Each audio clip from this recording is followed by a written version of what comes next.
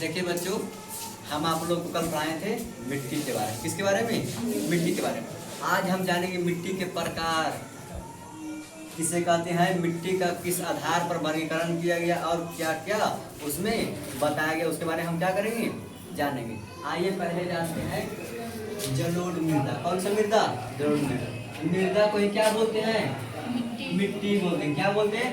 मिट्टी बोलते हैं। जलोढ़ मृदा को क्या बोलते हैं? मिट्टी बोलते हैं। अब चाहे बोलो तुम जलोढ़ मृदा बोलिए चाहे जलोढ़ मिट्टी बोलिए, दोनों क्या है? एक ही है। दोनों क्या है? एक ही होता है। अब देखिए जलोढ़ मृदा किसे कहते हैं, तो देखो वैसा मिट्टी जो नदियों द्वारा बहाकर लाए गए गाद तथा रेत और मिट्टी के जमाव से बनती है। किससे बनती है? अरे वैसा मिट्टी जो नदियों द्वारा, किसके द्वारा? नदियों द्वारा बहाकर, किसके द्वारा? बहाकर लाए गए गाद तथा रेत से क्या करता है? जमाव के कारण क्या होता है? मिट्टी का निर्माण होता है। आया समझ में? मिट्टी का निर्माण होता है। अब देखिए यह मिट्टी, अगला पॉइंट लिखें क्या, यह मिट्टी अत्यंत क्या होता है? उपजाऊ होता है। क्या होता है? अत्यंत उपजाऊ होता है। कौन सा मिट्टी? जलोढ़ मिट्टी जो होती है इन्हें क्या होती है? अत्यंत उपजाऊ होती है। क्या होती है? उपजाऊ। मतलब इस मिट्टी में अधिक से अधिक क्या होता है? फसल उगाया जाता है। तो उसे क्या कहते हैं? जलोढ़ मिट्टी कहते हैं। क्या कहते हैं होगा? जलोढ़ मिट्टी कहते हैं। अब देखिए अगला पॉइंट लिखे हैं, यह मुख्य रूप से नदी, घाटियों, बाढ़ के मैदानों और डेल्टा क्षेत्र में पाई जाती है। यह मिट्टी जो होता है कौन सा मिट्टी? जलोढ़ मिट्टी। कौन सा मिट्टी होगा? जलोढ़ मिट्टी। जलोढ़ मिट्टी कहाँ पाया जाता है? तो मुख्य रूप से नदी घाटी में पाया जाता है। कहाँ पाया जाता है? बस याद रखना, नदी घाटी में पाया जाता है, बाढ़ मैदानी क्षेत्र में पाया जाता है तथा डेल्टाई क्षेत्र में पाया जाता है। आया समझ में? अब देखिए अगला पॉइंट लिखे नहीं, इसमें पोटास क्या रहता है? पोटास, फास्फोरिक एसिड और चूना पर्याप्त मात्रा में रहता है। इसमें क्या क्या रहता है होगा? पोटास रहता है, फास्फोरस रहता है, चूना पत्थर रहता है। किसमें? जलोढ़ मिट्टी में क्या रहता है? मिश्रित रहता है। क्या रहता है? मिश्रित रहता है। अब देखिए अब आगे लिखे नहीं, इसमें जलोढ़ मिट्टी में मुख्य रूप से गेहूं, चावल, गन्ना और दलहन जैसी फसल क्या की जाती है? उगाई जाती है। क्या की जाती है?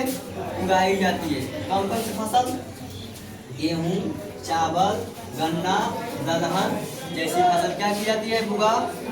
उगाई जाती है। क्या की जाती है? उगाई जाती है। समझ में? अब देखिए समझ आगे लिखे नहीं, क्या था? जलोढ़ मिट्टी का विस्तृत था। क्या था? विस्तार से हम बताएंगे। अब देखिए बताएंगे जलोढ़ मिट्टी को बांटा गया, किस आधार पर बांटा और कितने भागों में बांटा गया वो हम जानेंगे। देखिए क्या लिखा हुआ है, आयु के आधार पर। किसके आधार पर? आयु के आधार पर जलोढ़ मिट्टी को दो भागों में बांटा गया। कितने भागों में बांटा गया? दो भागों में। आयु के आधार पर उसके एज के अनुसार जलोढ़ मिट्टी को कितने भागों में बांटा गया है? दो भागों में बांटा गया। कितने भागों में बांटा गया है? दो भागों में बांटा गया। पहला देखिए खादर मिट्टी। कौन सा मिट्टी? खादर। दूसरा बांगर। पहला खादर, दूसरा बांगर। आए समझ में? अब देखिए खादर किसे कहते हैं? नई जलोढ़ मिट्टी को क्या बोलते हैं? खादर बोलते हैं। क्या बोलते हैं? खादर बोलते हैं। नई जलोढ़ मिट्टी को क्या बोलते हैं? खादर बोलते हैं। आगे देखिए जो हर साल बाढ़ के कारण क्या होता है?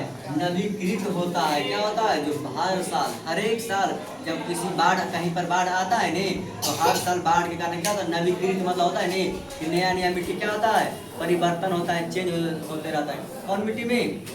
खादर मिट्टी में बाढ़ के कारण नया मिट्टी क्या होता है? परिवर्तन होते रहता है, बदलते रहता है। आया समझ में? अब देखिए यह उपजाऊ होती है। क्या होती है? यह मिट्टी क्या होती है? उपजाऊ होती है। इसमें कोई भी फसल लगाइए, यह मिट्टी अधिक से अधिक क्या देगा? फसल को तैयार करने में मदद करता है। समझ में? अब देखिए बांगर। कौन? बांगर पुरानी जलोढ़ मिट्टी को क्या बोलते हैं? बांगर बोलते हैं। पुरानी जलोढ़ मिट्टी को क्या बोलते हैं? बांगर बोलते हैं। पुरानी जलोढ़ मिट्टी को बांगर बोलते हैं। अब देखिए यह बाढ़ के मैदान से थोड़ी दूर ऊंचे क्षेत्रों में पाई जाती है। यहाँ होता है ने कि बाढ़, जब कहीं पर बाढ़ आता है ने तो बाढ़ के मैदान से थोड़ी दूर हट के कहाँ, ऊंचे क्षेत्रों में, कहाँ ऊंचे क्षेत्रों में क्या पाई जाती है, बांगर मिट्टी पाई जाती है। कौन सी मिट्टी, बांगर मिट्टी पाई जाती है।